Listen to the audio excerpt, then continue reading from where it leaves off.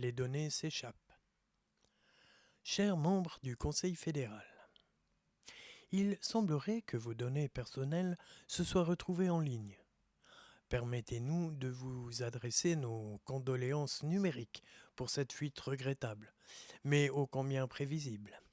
Après tout, dans ce monde où tout doit être numérisé, centralisé et interconnecté, qui aurait pu imaginer que la sécurité de ces systèmes n'était qu'une illusion? Le tout numérique, une utopie devenue dystopie. Depuis des années, vous nous vantez les mérites du numérique. Plus rapide, plus efficace, plus moderne. Mais à quel prix?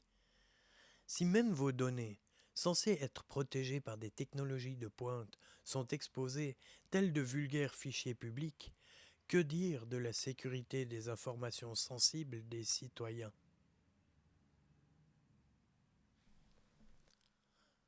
L'identité numérique, une bombe à retardement.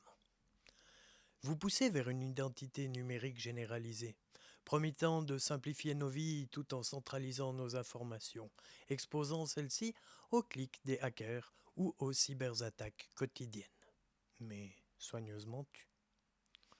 Si vos propres données ne sont pas en sécurité, comment pouvez-vous garantir celles de millions de citoyens?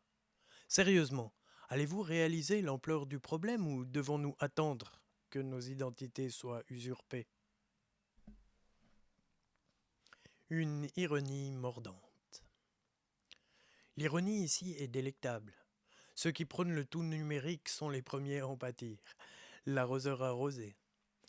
Mais au lieu de tirer des leçons de cette débâcle, vous persistez dans cette course effrénée vers une numérisation à tout prix, ignorant les avertissements des experts en cybersécurité. Les effets pervers d'une société hyperconnectée. La surveillance accrue. Avec l'identité numérique généralisée, chaque citoyen devient traçable à chaque instant. Un rêve pour les régimes autoritaires, mais un cauchemar pour une démocratie. Les cyberattaques. Plus les données sont centralisées, plus elles deviennent une cible attrayante pour les hackers. La perte de contrôle. Une fois nos informations dans vos bases numériques, nous perdons toute maîtrise sur leur utilisation ou leur éventuelle fuite. Voici nos demandes. En 1, la transparence totale.